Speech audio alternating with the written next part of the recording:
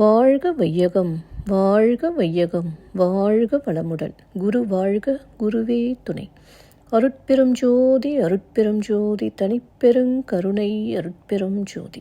எல்லா உயிர்களும் இன்புற்று வாழ்க, வள்ளல் மலரடி வாழ்க வாழ்க. வாழ்க வளமுடன். ஆன்மநேய அன்பர்கள் அனைவருக்கும் என் அன்பான வணக்கத்தை தெரிவித்துக் கொள்கிறேன். இன்று நாம் இன்பத்து பாலில் நிறை அழிதல் என்ற அதிகாரத்தில் உள்ள 5வது குறளுக்கு சன்மார்க்க விளக்கம் காண இருக்கின்றோம். வாருங்கள் அன்பர்களே. அதிகாரம் நிறை அழிதல். குறள் 1255. செற்றார்பின் செல்லா பெருந்தகைமை காம நோய் உற்றார் அறிவதொன்று அன்று. செற்றார்பின் செல்லா பெருந்தகைமை காம நோய் உற்றார் அறிவதொன்று அன்று. முதலில் உலகியல் விளக்கம் காண்போம்.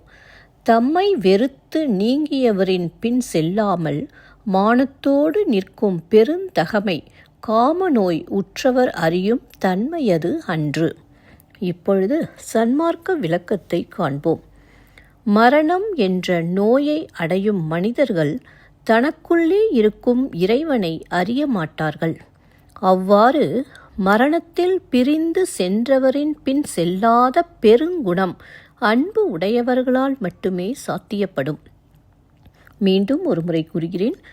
மரணம் என்ற நோயை அடையும் மனிதர்கள் தனக்குள்ளே இருக்கும் இறைவனை அறிய மாட்டார்கள். அவ்வாறு மரணத்தில் பிரிந்து சென்றவரின் பின் செல்லாத பெருங்குணம் அன்பு உடையவர்களால் மட்டுமே சாத்தியப்படும். ஒரு சிறிய விளக்கம். அன்பு உடையவர்கள் மரணத்தை வெல்லக்கூடிய சாகா கல்வியை கற்று சாகா நிலையை எய்துவர். நன்றி அன்பர்களே.